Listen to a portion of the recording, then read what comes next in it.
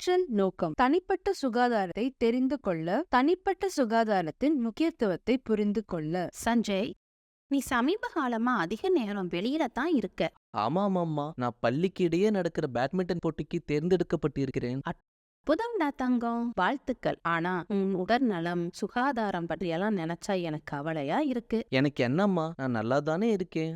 உண்மைதான். ஆனா நான் சுகாதாரத்தை பற்றி கவலைப்படுறேன். நான் தினமும் துணியெல்லாம் துவைக்கிறேன் அம்மா. ஆனா நீ சோர்வா இருக்கேன்னு தினமும் குளிக்க மாட்டேங்கிற, குளிக்காம தூங்கிடுற. நம்ம அப்படியே நடந்துட்டே பேசலாமா? இன்னைக்கு உன்கிட்ட முக்கியமான விஷயத்தை பற்றி விளக்கணும். சரிம்மா, வாங்க அம்மா போகலாம். நான் தன் சுத்தத்தை பற்றி சொல்ல போறேன். தன் சுத்தம் என்பது தனிநபர்கள் தங்கள் தூய்மை, ஆரோக்கியம் பற்றியும் ஒட்டுமொத்த நல்வாழ்வை பராமரிக்க பின்பற்றும் நடைமுறைகளையும் பழக்க வழக்கங்களையும் குறிக்கிறது. அப்புறம் கிருமிகள் பரவுவதை தடுக்க சுத்தமான இனிமையான தோற்றத்தை பராமரிக்கிறது. அதே மாதிரி உடல் நல பிரச்சனைகளை தவிர்ப்பது மாதிரி பல்வேறு நடைமுறைகளையும் செயல்களையும் பற்றியும் இது எடுத்து சொல்லும். எனக்கு புரியுதம்மா. நான் தினமும் பல் துலக்கணும் தான் முயற்சிப்பேன். ஆனா சில நேரங்கள்ல நான் மறந்துடுறேன். இது உனக்கு தெரிஞ்சிருப்பதே நல்ல விஷயம். நீ உன்னை நல்லா கவனிக்கிறதுக்கு சில விஷயங்களை பத்தி பேசலாம். முதலில் கண் தூய்மை. கண்களை தொடுறதுக்கு முன்னால உன் கைகளை கழுவணும். அது அதிகமா தேய்க்க கூடாதும் நினைவுல வச்சுக்க. மூலமா தொற்று நோய்களை தடுக்க முடியும். புரியுது அம்மா.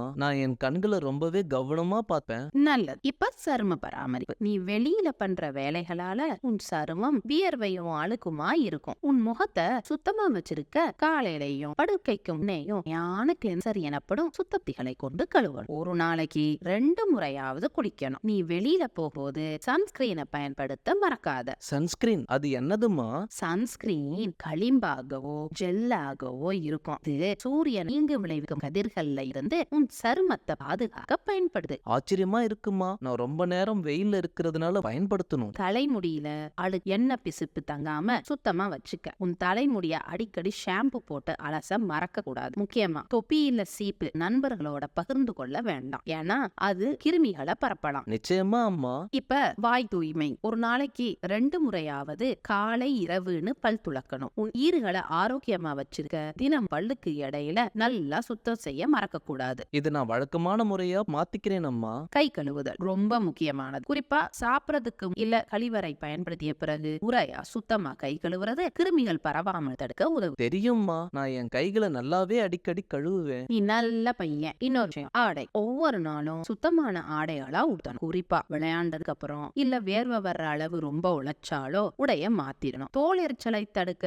சுவாசிக்க எளிதா இருக்கிற துணிகளை அணி. அப்புறம் பெட்ஷீட் தலையணை உரைகளை தவறாம அடிக்கடி துவைக்கணும். நிச்சயமா அம்மா. நீங்க தினமும் உங்க தலைமுடியை துலக்க வேண்டும் மற்றும் பூச்சிகள் அல்லது பொடுகு தொலை இல்லாம சுத்தமா வைக்க வேண்டும். கிருமிகள் பரவாமல் தடுக்க இருமல் இல்ல தும்மல் வரும்போது உன் வாய் மற்றும் மூக்கை கை துண்டு அல்லது முழங்கையால் மூடிக்கொள்ளணும். ஆமாம் அம்மா, இது முக்கியமானதுன்னு நினைக்கிறேன். நன்றிமா. நன்றி எல்லாம் வேணாம் சஞ்சய். இது எல்லாத்தையும் நினைவுல எப்பவும் வச்சுக்கோ. தன் சுத்தம் ஆரோக்கியமா வச்சிருக்க மட்டுமில்லாம நம்பிக்கையோடவும் நமக்கு வசதியாகவும் உணர வைக்கும். நன்றி அம்மா. நீங்க என்ன பாத்துக்கிறது எனக்கு சந்தோஷமா இருக்கு. நான் என்ன சுத்தமா பாத்துக்குவேன்மா. அப்புறம் இந்த சுகாதார பழக்கங்கள் எல்லாத்தையும் கடைபிடிப்பேன். நீ செய்வான்னு எனக்கு தெரியும். இதுக்கு தான் நான் உனக்கு துணையா இருப்பேன். பொறுப்பான இளைஞனா வளர்ந்துட்டு இருக்க. பாராட்டுகள் சஞ்சய். சுருக்கம். தன் சுத்தத்தை எப்படி பராமரிப்பது என்பதை புரிந்து கொண்டேன். தனிப்பட்ட சுகாதாரத்தின் முக்கியத்துவத்தை புரிந்து கொண்டேன்.